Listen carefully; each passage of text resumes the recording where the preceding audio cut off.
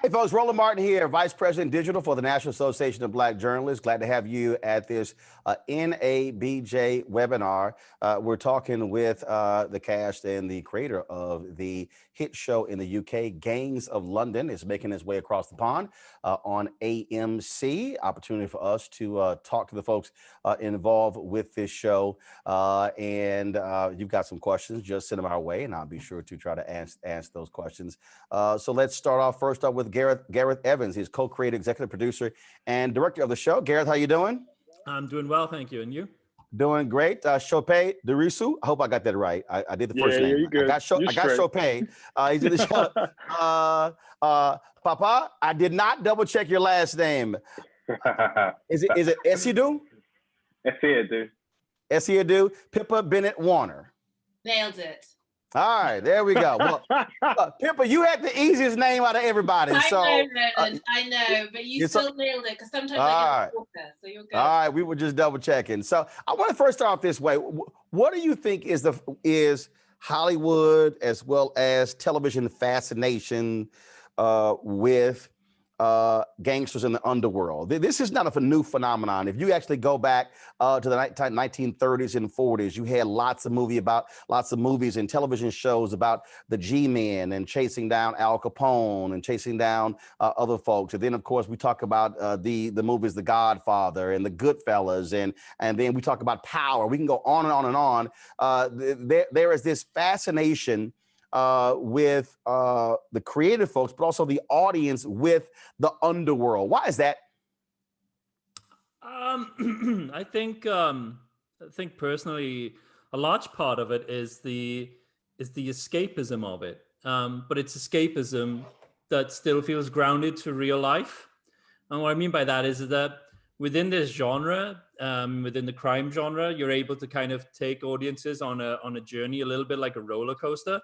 But it's not something that feels intangible in the way that sort of like a superhero would as a genre, because they are, more powerful than humans could be. Whereas when you come to the gangster world, it's about people who have kind of gone off on a certain journey, and at one part in their life, they decided to take a path that a lot of us, thankfully, don't take. And I think it's the sort of the fun of like flirting as an audience member or as a creator of being able to kind of throw your own moral quandary into what would I do if I was in that situation, and you get to kind of experience and observe it from the safety of your sofa chair, really, I guess, in that respect. So I guess that's kind of one of the things that I find thrilling about the genre itself. Friend of mine, want to jump in. It's a friend of mine when he watches American Gangster. He sees every time he sees it, he's like, "Man, is Frank Lucas going to get away at the end?" And he's like, "I know he's a drug dealer. I know he's a criminal." He said, "But you identify with the character." And I'm going, "Dude, you know it's a true story. You know he went to prison." He's like, "Yeah, but every time I see it, I think he's gonna get away with it." And again, I think when you look at the success of Power, huge show on Stars, it spins off to Power 2 as well. And it is a show about drug dealers. Mm-hmm. Yeah, but I think the thing that's important is that they're also a show about people as well and human beings underneath that veneer of it. And I think that's kind of one of the things that we wanted to do with our show, especially in Gangs, is this idea of, at its heart, it's a story about families and about how those relationships can be built to be strong bonds, but then they can also fracture. And I think all of those things are very much like innate in what we're able to relate to as an audience member. The questionable moral aspects, of course, we should all take a strong point and be like against that. But at its heart, there are emotional, grounded realities within those family dynamics that make a large part of what Gangs of London is about as well. ՇޮՊΕ, Gareth said, use the word family. When I think about Francis Ford Coppola, that's how he described the Godfather trilogy, that it was a story about family. Now, granted, they were ruthless, they were killers, but it was a story about family. Mm-hmm. Absolutely, and we explored that in Gangs of London as well. Gareth will always be able to talk about it better, being the creator.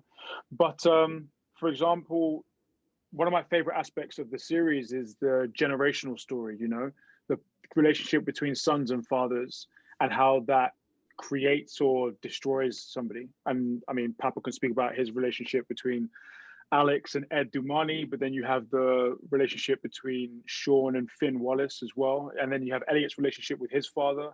And that also, it's not just sons and fathers, but also daughters and their mothers, or daughters and their fathers, in terms of Pippa's character, Shannon, and her relationship with Ed, or Valine, who plays Jacqueline's character's relationship with Marion, her mother. Like, the generational aspects of family, and as we explore it in Gangs of London, crime family, I think is something that everyone could sort of hang their coat on and relate to. Anyone else can jump in, go right ahead. Yeah, I agree. I mean, I think one of the things that I love about the show the most is the fact that, you know, you do have all this gang stuff and you have all the violence, but at the center of the show is family and loyalty. And that was one of the things that when I first read the scripts, I was like, this is so cool, because it's not just, you know, it's not just action. There's actually stuff that is so relatable and so accessible and, you know, universal and stuff. Yeah.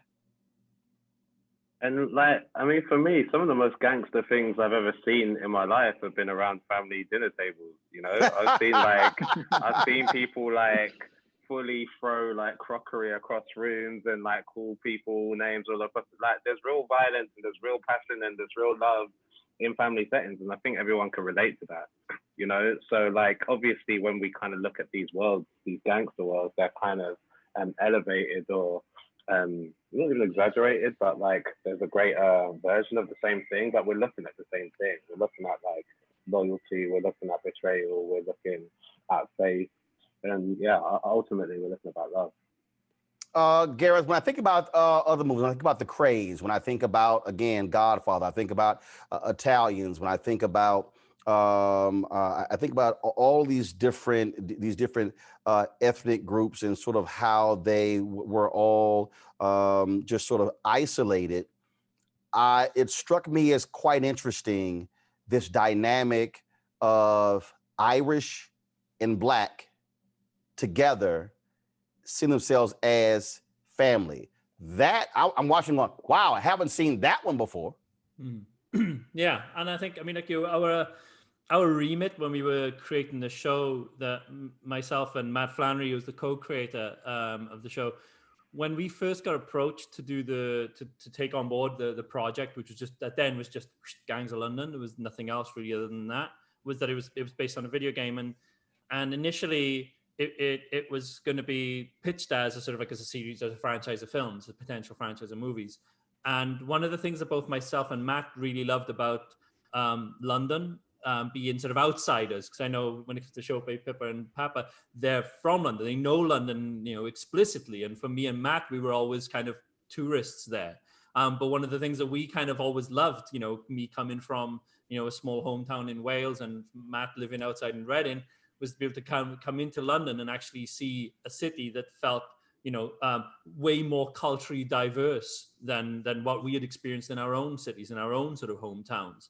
And for me, it kind of like, you know, to use a sort of like a parallel to the US, is that it felt like New York in a way. When I first went to New York, that was one thing that, you know, leapt out at me, was the fact that you were hearing 10, sometimes 15 different languages on every street as you were walking by. You just heard such a rich sort of like cultural diversity there. And so we felt quite strongly that when it came to the show itself, that it should, you know, reflect what London is today, as opposed to what it was when it was the craze, or what it was in the sort of like, you know, in the post-war era, and to really kind of like, you know, push and represent lots of different cultures, lots of different ethnicities as well.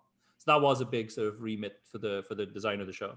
Pippa, I'm sitting there watching again the first episode, and then I'm looking. They're panning and they're showing the photos of all these family members. Then they sit on this show, and I'm going, what the hell? Because again, you're thinking it was jarring to see again this Black and white family, and you're sitting there going, okay, I can't wait to see them explain this one. Well, in this country, I think it probably in the 60s or 70s, there were signs when the West Indians first came over to this country, and the Irish actually saying no blacks, no dogs, no Irish. So there's always been a really big union between Irish people and Black people. And again, just circling back to the family thing, within those communities of Black people and Irish people, family is so important. And that's one of the things I think about the show that adds this extra layer, is that, yes, we've got, I like the fact that it's it happens to be Black people and Irish people. I think it really works. And I completely, but when I first read it, I completely bought it. It's like, yeah, of course.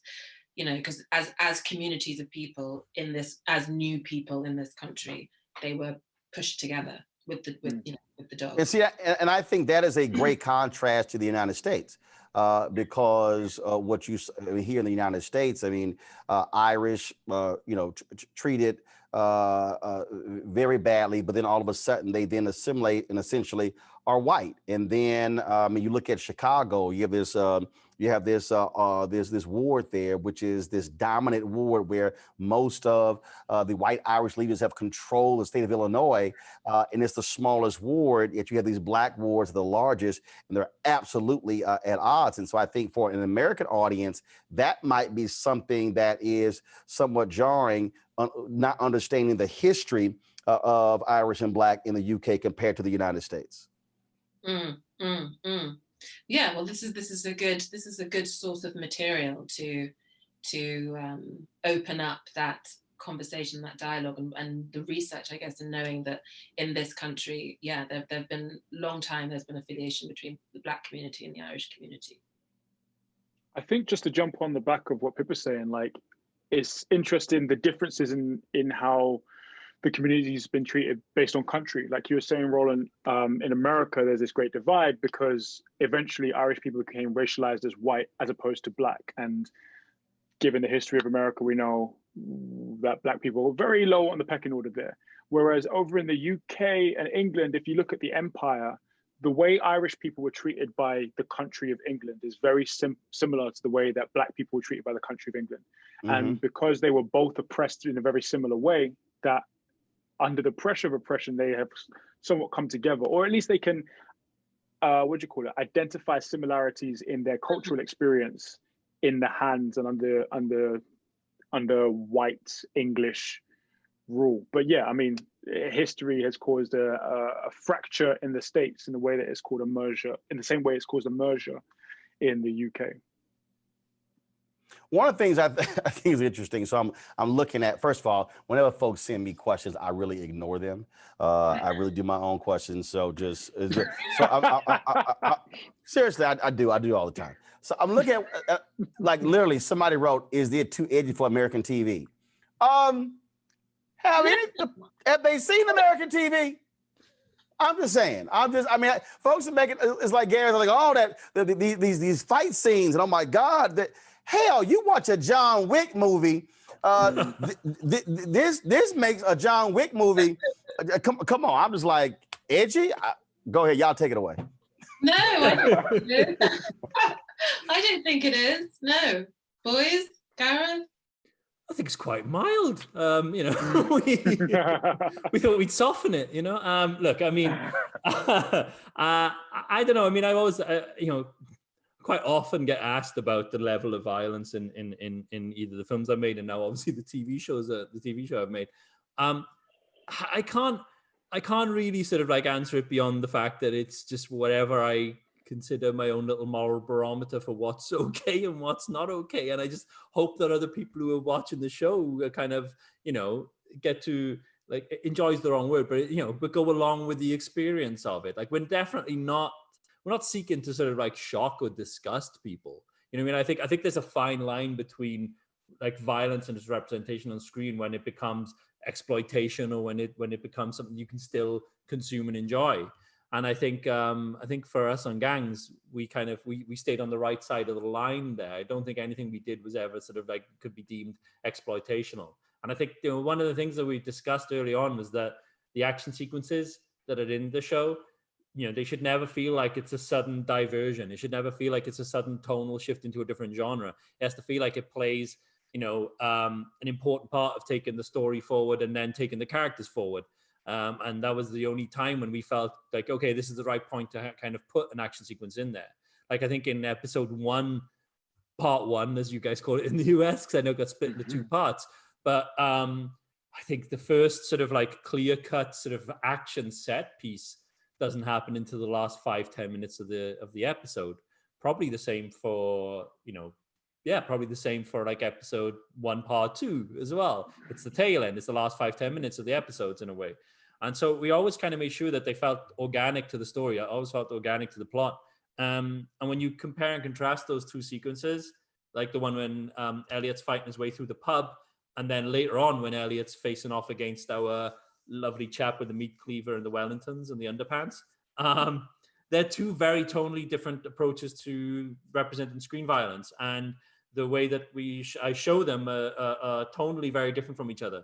So the first one's more knockabout. It's quite fun, and it's filled with these little punchline moments where you're asked to sort of like, to invest in the scene. You're asked to kind of to gasp and wince and guffaw and laugh and go along with the energy of the scene. But then when it comes to the second sequence with the guy with the meat cleaver, it's a horror film all of a sudden, and the tonal shift in the way we present it is different. So I don't think that in that sequence then you're meant to be as fearful as Elliot's character is living that moment. So I think it's that just kind of speaks to the idea of how we approach the action, and never for it to feel exploitational, but always to feel like it was justified within the journey of each episode then. ṢỌPÄ, at any point that you tell Garrett, do I got to get my ass kicked that much by the dude in the meat cleaver? Not even. I mean, like when Gareth and Jude and Chris and Matt showed me the choreography of what the fights were going to look like in the first instance, I was just excited. I mean, we were all very familiar with the Raid films, and as soon as I knew that I was going to be working with Gareth, not only on one of his projects, but to get to be like physical and fighting in one of them, I have my ass handed to me over and over and over again if Gareth's the one directing it. I don't mind. But yeah, to be a part of something so visceral but also beautiful was excellent. And I don't think that I'm a vain performer. I'm not someone who wants to always win the fights. I just want to tell a really good story. And I feel like we're doing that with, I think the violence in the series is enhancing the storytelling that we're all doing as a company, as a cast. Papa, do you ever get your suit dirty? Because I swear you clean all episodes I saw, you pretty damn clean. Yeah, I think I've got a good dry cleaners in the episode. Like, it's very hard to pin that guy down. No, Alex has got his own approach to getting the job done. He's obviously a very integral part of the family machine, as it were. And everyone's got their different skill sets. Some people are very capable with an M16 gun. Some people are very capable with Microsoft Excel. It swings around the boat. So, yeah, I think Alex is very good at what he does. I just thought it was. It was just really interesting. In terms of ŠỌPÄ, in terms of your character, I'm sitting here. At the outset, I'm sitting there going, okay, what we got? We got a black superhero. That's why other characters like, man, why you learn all this stuff? And so for you, preparing for this, how much work was put into it in terms of you building up your fight skills? So yeah, we had about a month, Gareth, before we started principal photography, where I would come into the production office and learn the choreography with Chris Webb and Men's Sanata Makloe, who was my stunt double. And we just drill it over and over and over again. We work for 2 or 3 hours a day, just going over the fight sequences, just so that when we got to shooting it, we wouldn't be held up by me learning it or getting it wrong, and also to make sure that everyone was safe. And I'm not sure, it's one thing sitting back and appreciating the work that they do, but the specificity of the choreography that they've gone through is not just the stunt performers and myself, it's also in the camera. So what Matt's movements are throughout the sequences are very specific, and it means that we see a lot more of the fights and they feel a lot more dynamic. And I think it really sets them apart from other action design and choreography that we've seen in Hollywood to date. So it was really important that we put in that work beforehand, but also that's the surface of the work that's gone into it. In terms of choreographing it, Gareth can probably speak to like the whole previs. There's months and months of work that they do like setting up the fights, and then they just present it to me like, oh, can you step here? And I'm like, yeah, I'll step there, because you've done all the work already, you know. But in terms of physicality and fitness, that came from the month we had a rehearsal, but also I've grown up being very physical. I don't mean that I'm out in the streets brawling or anything. Yeah, right. No, Yeah, no. okay, sure. No. You've been fighting all these years. Yeah, okay. This is not admissible in court. It doesn't work like that. I did not. I did a couple of martial arts when I was younger, but I also played a lot of contact sports, including American football.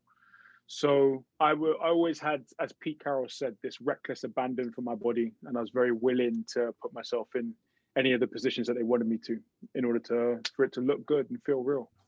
Pippa, are you looking forward to whipping anybody's ass during the show, or are you like, I'm cool? Well, how much have you seen, Roland? I saw 3.5 episodes. I was watching. You have to wait and see. I'm not saying a word. My lips are sealed. 3.5. Yeah, because I stayed up till 4:30 in the morning, you know, because just do first of all, AMC, do me a favor. Can y'all next time, can you allow me to see it on my phone and I can cast it to my TV? I had to go to the laptop and cast it to the TV, and it was like all kind of drama. But I'm never gonna finish the other two. So we gotta wait, Pippa. So we got to see. So we gotta see what kind of skills you're working with. You got it. There may or may not be a surprise. That's all I'm gonna say, Roland. Well, we saw your washing skills. My washing skills. You know.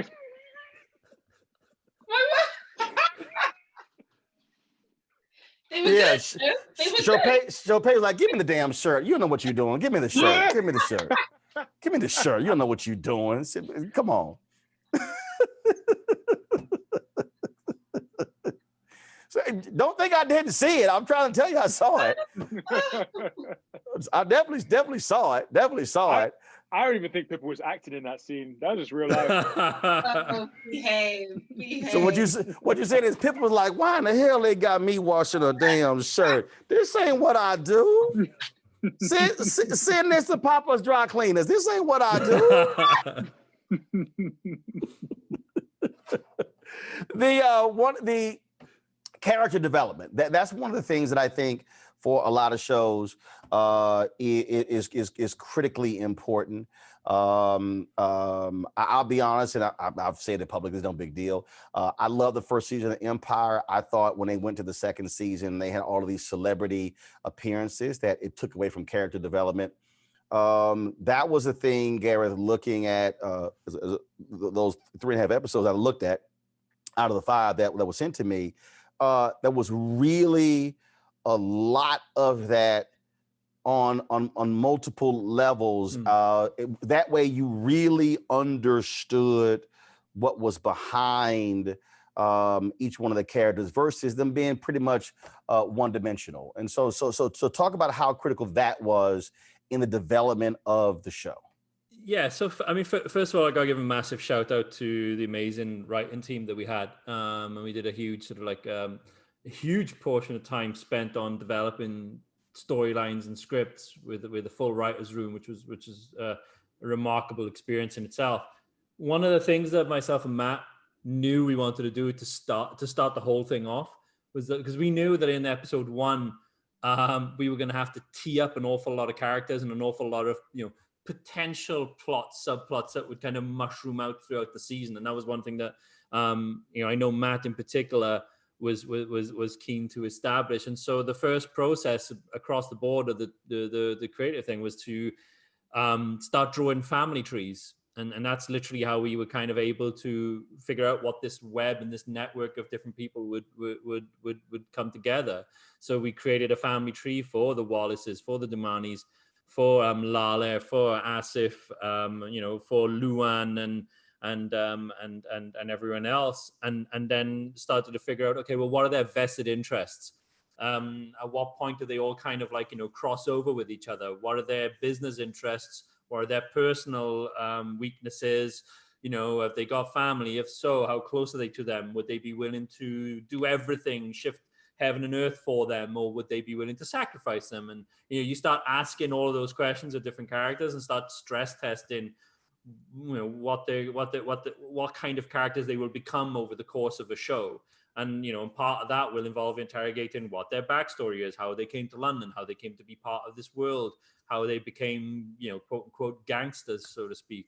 And then you start to really get a sense of the, once you've got that background, you get a sense of the depth of the characters then. But it's like all of that stuff is great fun to play with in a room with a bunch of writers. But the reality is like, it's once the cast came on board as well. I'm not saying that because 3 of them are there right now staring at me, but the joy was to be able to sit in a room with everyone and talk them through what we were thinking of the storyline. And then, and on days of shooting, even asking the cast, what lines are tripping you up? What bits of your motivation are you not feeling real? Because the imperative was to make every scene that we were shooting feel as real as we could make it for them to perform and for us to kind of get onto the screen. And so, it was not about being precious with every page and every line of dialogue. It was like, literally being open to it and being like, what's bothering you and how can we make this better? So, that spirit of collaboration throughout the process was a major important point. Papa, as I watched the boardroom scene, if you will, it reminded me of The Godfather, where Sonny was crazy, out of control. And the dad was like, son, this is business. And your character, as well as the character who plays your father, that was what was just so striking, where not emotional, not freaking out, very much even keel, saying this is business, and never let the emotion get in the way of business. And so for you, just simply talk about how that character was positioned for you to just be this, cool, calm, collected cucumber throughout the whole time. Well, I mean, there's 2 things to think about, because obviously there's the fact that Alex and Ed, I suppose, present as these cool, calm, collected men, but it's kind of like a swan that kind of like floats along the surface of a lake. They look completely effortless on top, but underneath the legs are kicking away. And I think in these kind of situations, the stakes are so high that you can't afford to make a mistake, and that's the reason why you can't afford to be emotional. That's the reason why you can't afford to kind of be baited by other people. You've got to be able to absorb that pressure and behave accordingly. And yeah, especially something like this, you're talking about millions and millions and millions of pounds or dollars at stake. You make the wrong move, suddenly your whole family is dead. Do you know what I mean? So like, it's a very different thing to what Sonny and, well, maybe not very, very different, but a slightly different thing to what Sonny and Don Corleone are dealing with. But it's really about having that level-headedness that allows you to stay alive, and it's really life and death. Pippa, one of the things that I found to be really interesting is that the lead character's mother, normally those characters are positioned as being, loving, keeping their sons. I don't want my son to die. Man, homegirl wanted revenge. She was like, all right, I'm riding with y'all. So I thought it was wild to see that shot of her sitting in the back seat as they just blew up that whole trailer park. And I was sitting there going, this is a departure in terms of how women or mothers are normally portrayed in these type of films. She was gangster.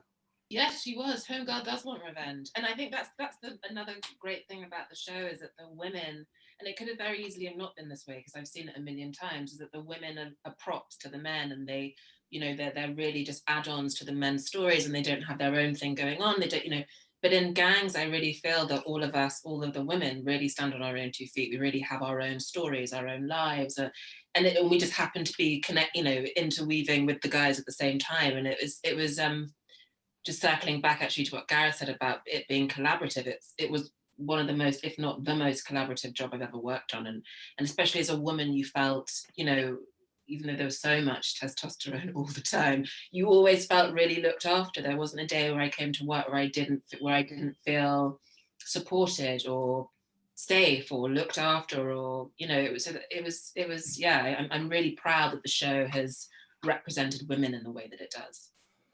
One of the questions we have here dealt with the issue of pacing and storytelling, and that's what jumped out at me, Garrett, where you introduce this daughter, then all of a sudden she goes away, and I'm sitting here going, okay, what's that about? And the reason I thought that was interesting, because I think a lot of times what happens with shows that I've watched, and I've watched a lot of shows that I'm fans of, they'll try to cram every single storyline in the first 2 episodes, and you're kind of like, okay, what, all over the place, as opposed to dropping it here and picking it up 2 or 3 episodes later. So talk about the thought process behind that, the pacing of the storytelling. So I gotta give Matt Flannery a huge amount of credit here for that, because it was because he was sort of a large proponent of trying to sort of make sure that we gave enough to the audience, a sort of a drip feed of information in that first episode, where you were able to get an idea of what the bigger picture of the world would look like, but without, like what you say earlier, without kind of like confusing the audience by throwing too much information at them too quickly in too short a space of time. I know we took a look at a lot of, because it was obviously myself and Matt's first attempt at doing anything with television before. So we took a look at a lot of first episodes of shows. We took a look at a lot of different pilots, and we had this sort of like we kept setting off an alarm bell anytime either of us, when we were writing that first episode, would do anything along the lines of 2 people meeting and immediately having a conversation about their history and their past and everything that told them who they are. That whole thing of meeting up and going like, oh, so how's it been being the dean of a college since 5 years ago? I haven't seen you in such a long time, blah, blah, blah. Those conversations weren't allowed to happen in this first episode. And so we skirted the line between putting the audience in at the deep end, knowing that we didn't need to necessarily explain everything, but just giving enough little sort of like insight into like the family dynamics with Jacqueline and Marion at the funeral. You don't need more than that sort of 30-second scene for it to pay off later on in episode 4, for instance, or in the other times we meet her again, throughout the show.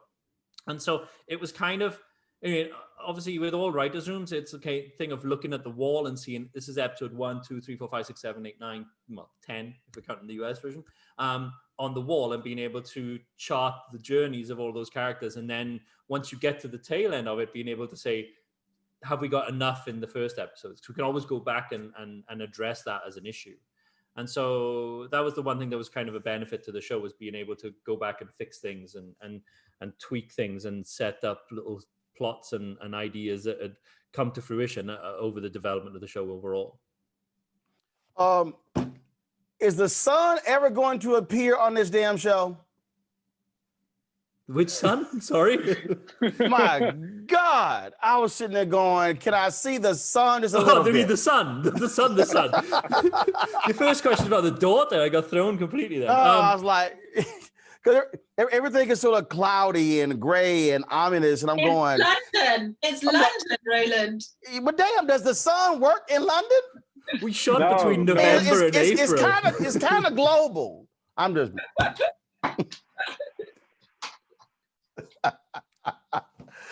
When did you shoot it? We shot most of it in London, and then I took one episode. You're probably about an episode and a half away from reaching my sort of my other episode I directed, which I took to Wales to shoot. So I shot a bunch of it in Wales, which has even less sun than London. Although on the days we filmed that, we found some of it and it ruined the continuity. So yeah. Actually, we did see the sun one time, the scene from Turkey. That was it. That was it. Which was shot in Wales. So again, it was just so funny. Again, I was watching it. I was sitting there going, man, it's dark. It's pretty cloudy. I'm like, is the sun going up here? That was just a side note. There was a side note there. Let's see here. Stephanie Holland, she has a question for Gareth. She talks about the diverse cast and the process you went through in selecting the various characters. What were you looking for with the characters? For that one, I got to give a huge amount of credit to Kelly as well, our casting director. She did an incredible job across the show. One of the remits that we had was to strive to achieve an instance where, when it came to the casting of the show, to cast people who spoke the mother tongue that the characters are supposed to speak. And I think we nailed that for at least 90, if not 95% of the cast throughout the show. And so she was a huge proponent of following through on that as a remit. And so, yeah, it was important to us. I think one of the things that's been interesting culturally in terms of television has been the fact that we have reached a place now where it's not like a problem anymore for shows to have subtitles on them. It's just, it's kind of like that old antiquated thing of it being everything has to be in English has sort of gone away now. And that really, set us right in terms of what we were making, because we knew we could have moments where we would, be in foreign languages for 5-minute stretches at a time. And so, yeah, like I spoke to you earlier as well about the idea of London. It's such a diverse city. So it just felt like the right thing to do is to kind of embrace some of that diversity and carry that through to the casting then as well. I've talked to a number of British actors in the past, and one of the things they talked about was really the lack of opportunities for Black Brits. And you've had this sort of, and you have people who say, okay, well, why are we seeing so many people on American shows? And folks are like limited opportunities. And so for the three of you, just talk about the ability to be able to do this show, and to have the opportunities to be able to do it doing a show that is based there, that comes over here, as opposed to having to leave the UK and have to come and do American shows. Anyone can jump on that and start that. Well, for me, I think it's the ideal situation. I like the fact that I can sleep in my own bed at night, but the show is international. I don't really know what else to say. But yeah, boys. Well, I mean, I think, look, like both countries, both in the US and the UK, we're on our own journey in terms of where we need to be in terms of representation, both in front of the camera and behind the camera. And it is definitely true that the United States are at a different point in that journey to where we are. Obviously, look, I'm Black, I'm British, I'm from London, and it means a lot to me to be able to reflect myself in my art or in the work that I see. And like, this is definitely the kind of show that I would watch if I wasn't in it. So like, it gives me joy to be able to see these characters as much as it does be able to be these characters.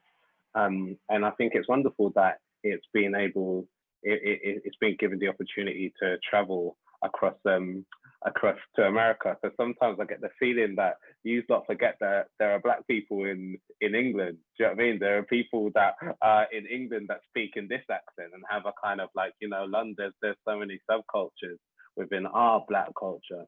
So it's important that we're able to, I suppose, export that as well. But really, it's just about the quality of work. And there's no doubt about the quality that's behind this project, both in terms of the people that are making it, the people that are performing in it, and the people behind the scenes that are making it come to fruition. And I think there's no doubt that this would definitely be able to compete on an international scale, not just a British national scale. So I'm very proud of what we've been able to create, and long may it continue. ШỌПЕ? No, I think Pap said it all, really. Yeah, he did. Yeah.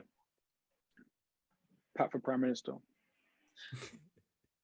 This is normally what happens when you have shows. There normally are shows that are in the UK, shows that are in Israel, other countries. They are adapted for American audiences, but for this to be a show that's going to be now seen on AMC, it's a little hard to try to adapt Gangs of London and make it an American show because it's called Gangs of London. So Gareth, what are you hoping American viewers, what are you hoping they will see, glean, experience with the show? Oh, okay, that's a big old question. To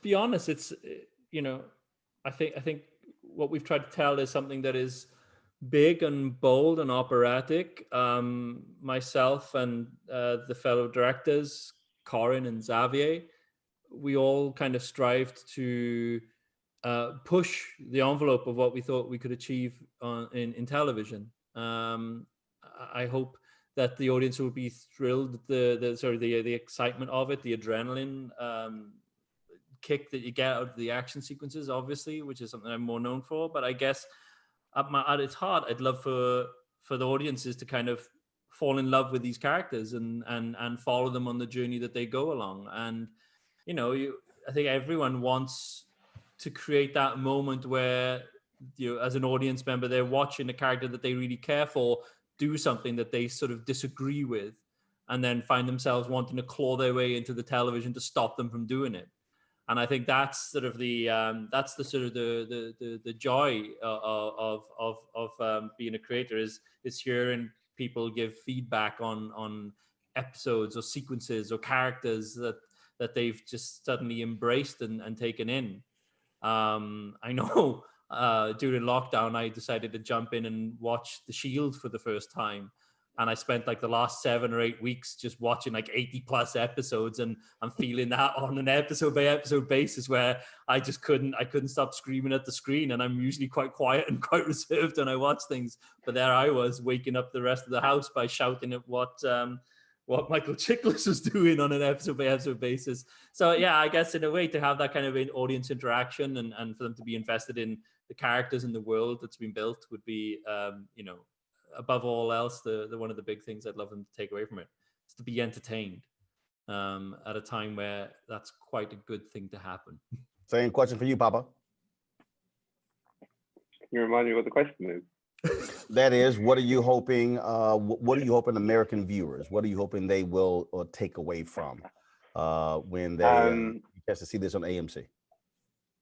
What am I hoping they take away from it? I guess I think it is a celebration of the genre. I think I hope that American viewers and international viewers in general, I guess, that have an access to the layering of this, you know, because like these are stories in which like there are so many things happening at once, and it really like pushes your brain into a different area. I remember watching it. It came out here at the beginning of our first lockdown, and we were all so desperate for that kind of escape from the Armageddon that was our daily lives, you know. And there's something about this story, the operatic nature of it, the you know, the heart of it as well, that kind of like pushes your brain into a different place. And it's, yeah, really testament to the creators, the writers, the directors, the producers, and the performers that about the nuance that is available for audiences. It's not your average gangster show, or it's not your average kind of like action show. There's like so much heart and so much at stake at the center of it that I feel like it will engage Americans' brains and hearts in a different way. So I really hope they get the opportunity to do that. Pippa.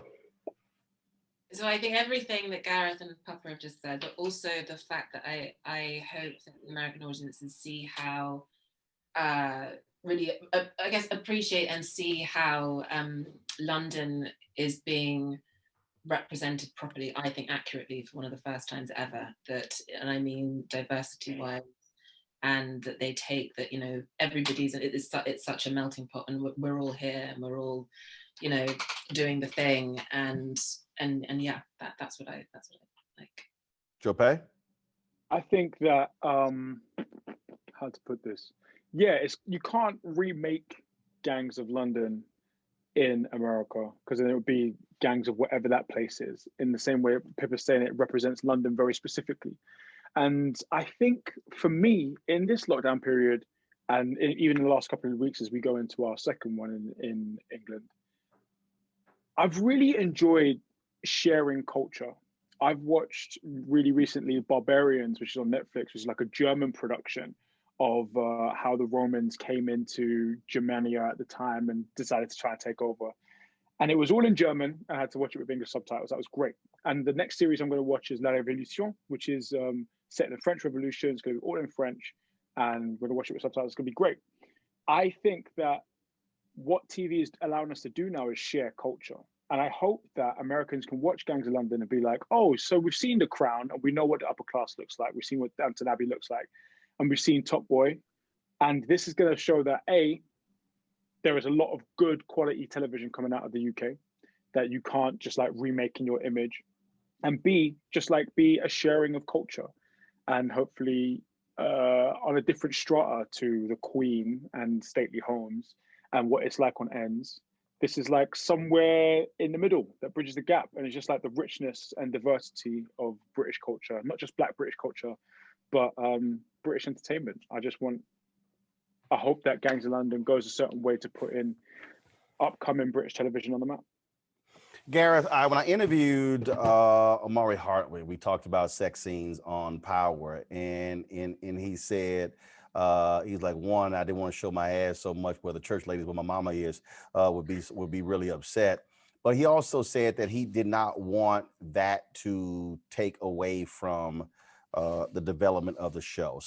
Kay asked the question, how do you balance making sure that violence doesn't overshadow the storyline? So speak to that. I'm glad we weren't going to talk about my ass on the screen, so that's a good thing. So when it comes to the violence, I think, again, like I said to you before, I think as long as you understand the sort of the psychology of the character that's going into that scene, and then also understand the psychology of the scene that you're about to enter into, it's how you stop it from overwhelming everything that has come before and everything that's going to follow after. I don't want to give spoilers away, but in episode 5, for example, there's a huge long set piece of action that is filled with multiple sort of casualties and you could say violence, but it's told from a place of feeling the emotional impact of each one of those deaths. So every time someone dies, it's about realizing that it means something to someone. And I think that's, to be honest, for me, I think out of all of the sort of like the action set pieces that I've created since I started doing this as a professional career, like that one kind of held up pretty strongly for me because of the emotional resonance that came with it. And I think just blind violence for no reason, for no sake, is empty and is shallow. And I've always had that thing whereby, it's a weird thing to say, but it's like my dad has always been my moral barometer on that. And my dad's always kind of said, like, if you can understand the inclination of the person that's doing it, and you can understand why things are happening, and it's not just like cruelty for the sake of cruelty, then it's fair game. It's okay. And I think like and again, I'm being really careful not to kind of like give spoilers away, but there's a whole sequence in episode 6 directed by Xavier where in lesser hands, that kind of content could have become like exploitation horror. But what Xavier did and what Lauren, the writer, did of that episode that was so smart was that they took the construct of what a sort of like a horror film might use, and instead of it being a faceless villain, it was someone we'd grown to like, someone we'd grown to understand, and someone whose motivations, while we might disagree with how they conduct themselves, are motivations that we can kind of sort of understand where she's coming from. So I'm being so sketchy around the detail, not to spoil it, but it's like, but the violence has a purpose there. It has a reason to be part of that world and part of that show. And I think as long as it doesn't tip the balance, I think that's the fine point of it in terms of its design and execution. Just a few minutes left. I want to go, Pippa. I want to go back to something here. I go back to the washing scene. How, when you were all up in ŠỌPÄ's personal space, I'm like, how close is she standing? I thought at one point he was going to say, "Can you back up?" I never asked for that. Pip, I was like, "Damn, you standing real close." It was just for the camera angles, right? I know, but she wants him. She wants him, Ron. What's a girl to do? Hell, we figured that out real damn quick. I mean, there was no social distancing going on in that scene. It was a different time back then.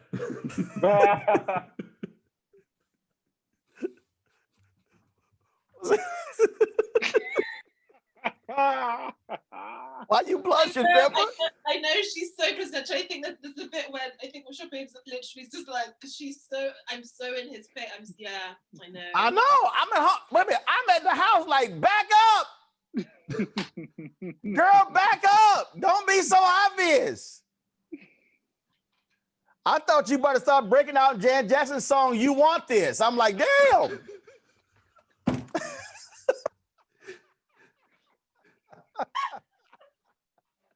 All right, y'all. This is final thoughts. I'll start with Papa. Go ahead.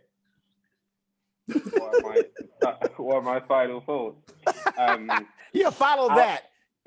Yeah, I mean, outside of like just wanting to praise ŠÅPÄ and Pippa for the execution of that scene, which I thought actually had quite a lot going on underneath the proximity.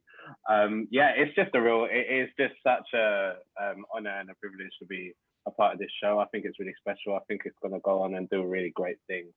And yeah, I think it's a really exciting time for the American audience to be engaging with it for the first time. So I hope you enjoy it and stick with it till the end, because there are many different twists and turns to come along the way. ŠØPÄ. Final thoughts. Hey,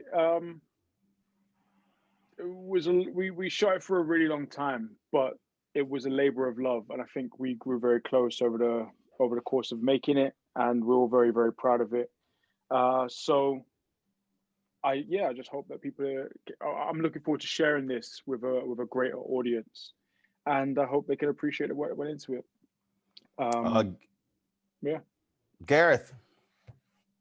Likewise, I can only really echo everybody else's sentiment. It was a labor of love. I think for me, I spent about 2.5, if not 3 years, from the very first day until the last day on it. And, you know, it was a film that went through, a show that went through an awful lot of processes on it. We completed the post literally as lockdown was happening. So there were a lot of sort of unsung heroes working away in the background, making sure that those episodes were ready to be delivered, to be broadcast while we were all working from home, watching remotely the work that they were doing in their offices and stuff. So a huge tip of the hat really to everybody involved. I mean, yeah, so I just really hope that people, you know, enjoy the show and have fun with it, really. I know we all did making it. Well, since she loves invading personal space, and she has given us an opportunity to admire all of the wallpaper in her Zoom shot there, Pippa gets the last word. No, again, like the boy, I echo what the boys say. I'm super, super, super, super proud of it, and I just hope that, you know, America love it as much as we do, because I know that we all love it so much. It's such a great show. The show, folks, is Gangs of London. Folks, I certainly appreciate it. Thank you so very much. And please, Gareth, the episodes, just get like a ruler or something, and just tell people to back the hell up. Just, you know, just back up a little bit. At least 2 meters. Yeah, I mean, at least. I mean, you know, get a brother some space. I mean, I'm just saying. All right, then. All right, folks, I appreciate it. Y'all take care. Thank you so very much for joining us with this National Association of Black Journalists webinar. It's okay, Pippa. I crack jokes all the time. Don't worry about it. And Pippa, I got 3.2 million social media followers, so they will all be seeing this as well. So there you go. All right, folks, y'all take care. Thank you so very much for joining us. Thank you. Thank you. Thank you.